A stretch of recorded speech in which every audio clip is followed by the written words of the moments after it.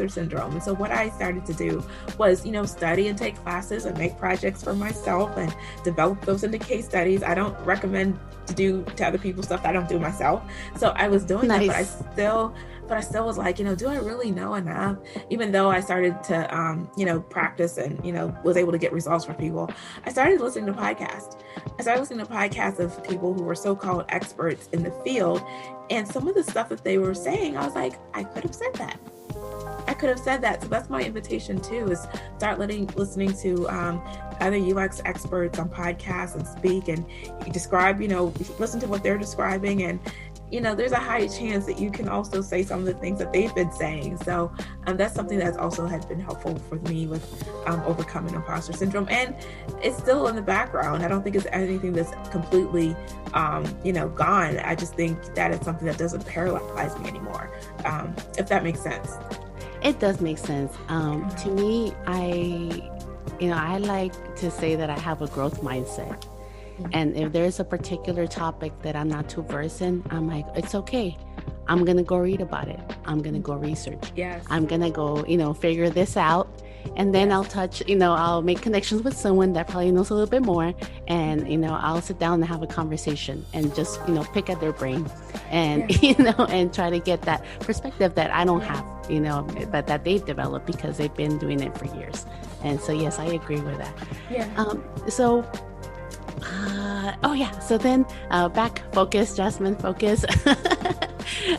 So this season, Hello UX really wants to talk about inclusion and diversity. And, we want to bring, those conversations of, there's a lack of minorities in tech, of women in tech. And so with this, I would like to ask you, why do you believe that representation is so important? I think it's important, especially for people who are, again, thinking about careers, because we tend to look at what's available as being our definition, or who we tend to look at what's available in terms of who that we know is doing like that thing. Right? Do we know somebody who's actively in UX? And then that kind of puts it in our radar as something that's a possibility for us. Growing up, I'm from a generation where women were either nurses or teachers, mothers, nurses, or teachers. So it was like my career perspective was a little limited. I actually do have a degree in nursing. That's what I went into. But I feel as though if I saw women who look like me, in the UX role that were active in my life, that may have also been able to empower me, so that when my mom says, you know what, I'll pay for your schooling if you go to nursing school. And part of her reason was if you do something else, I can't really help you with that. But if I, knew somebody who looked like me, who was in a different role, I would be able to say like that. Yeah, I know, but I know so-and-so, and they would be able to help me or coach me or whatnot.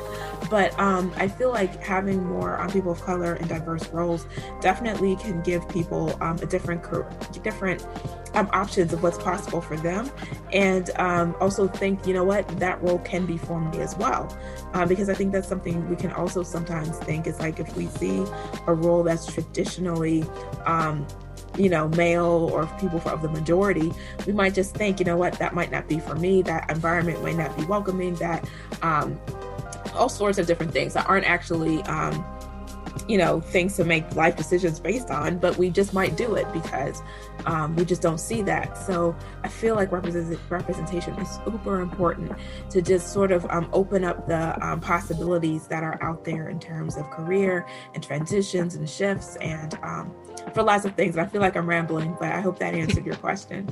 No, it did. And I want to thank you for that, because yes, part of us, throwing ourselves out there and beginning this podcast was precisely for that, because there was hardly any representation, right? And so that was our aim, to be able to show others that, you bring, and also your cultural background does give you a different perspective into things.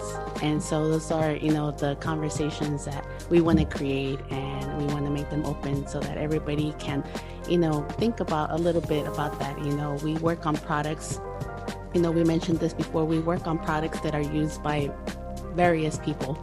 But sometimes that representation is not there when they're creating this product. So how can they say, that they're creating for everyone, and, their UX team might not be so diverse. And so we want to push for these changes, in the field. Yeah. All right. So now we are on our fun question. And so this fun question is just for you to have fun. Okay. And it kind of gives our audience a little bit glimpse into your personality. And so for my fun question for you, if you had the opportunity to have brunch for either one of these two ladies, who would you choose and why?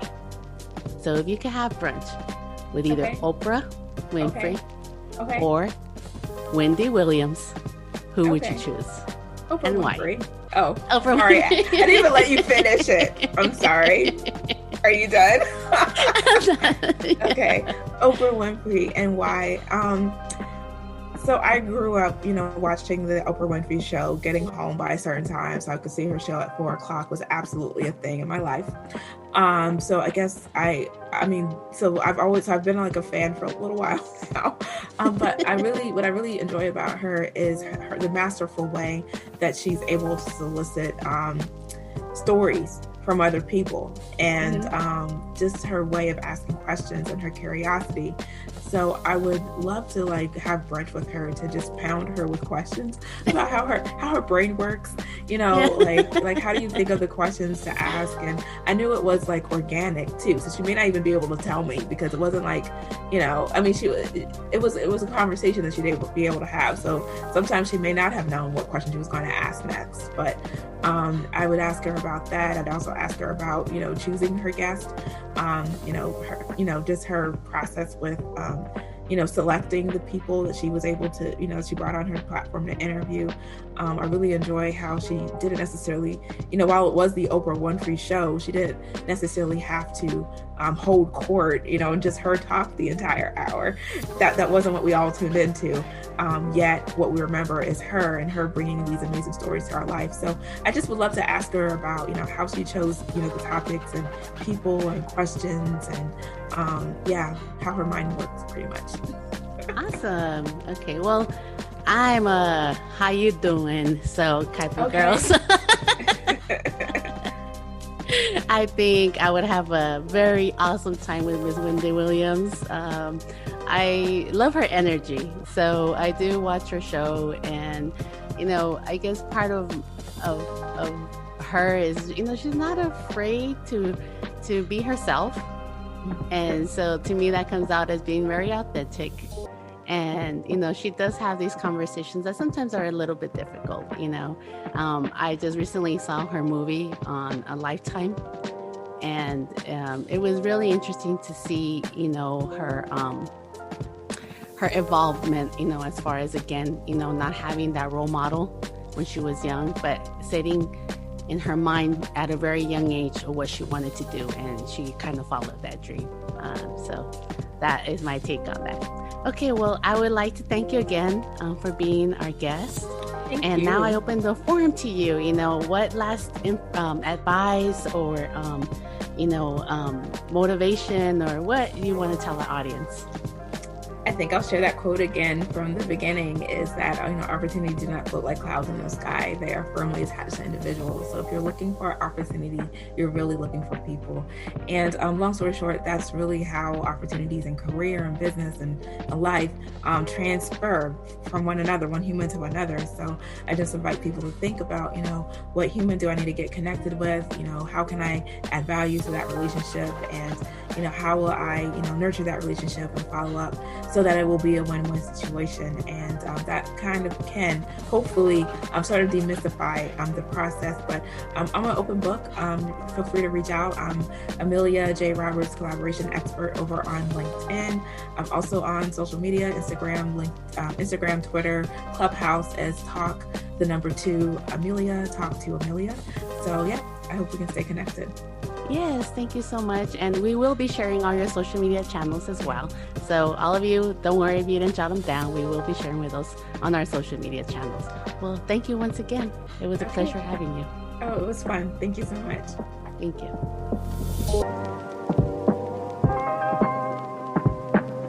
Network Networking can be intimidating and daunting, especially if you're an introverted type of gal like me. But honestly, how else are you going to meet others and know about opportunities available if you don't put yourself out there? My recommendation is to get to know your personality type. I mentioned earlier that I am an INTJ, and we aren't very comfortable with small talk, and we will avoid this at all costs. This makes us seem aloof in some situations, but begin with an in-depth conversation over a topic we enjoy and you will get someone who can engage and talk your ear off. And it seems I'm among good company. Other cool peers who share my personality type include Michelle Obama and Elon Musk. My advice? Take a personality test. Learn how your personality type likes to engage with others, and based on this, create opportunities where you can best connect with others. Well, this wraps up our first episode of Season 2. So what can you look forward for the rest of the season? We mentioned on our last episode that this season, our theme will be inclusion and diversity, and we are committed to bring you diverse voices throughout the year. We'll continue to have conversations around topics that are important to emerging UX designers, but with an emphasis on how these in particular affect underrepresented minorities in tech. Before we leave, I would like to invite you to like us, follow us on Facebook, LinkedIn, Instagram, and Twitter. We would like to invite you to join Hello UX Community group page on Facebook and check out our YouTube channel, and don't forget to subscribe. If you would like for us to cover a specific topic or you're dying to give us feedback, send us a message via our social media channels or send us an email to info@helloux.design. I'll repeat, info@helloux.design. Lastly, don't forget to subscribe to our podcast, available on all major streaming platforms. A shout out to our fans. This one goes out to fellow Latina from North Carolina, Angelina Garcia, who is transitioning into the UX design field with a background in web development, and she's finding our podcast super helpful. Mija, gracias por escucharnos. Before we leave, a word from our sponsor. Shout out to our sponsor, Overflow Digital, a digital agency specializing in all your professional website needs. We aim to create dynamic websites that will positively impact your business, meeting you at the crossroads of data, design, marcom, and UX.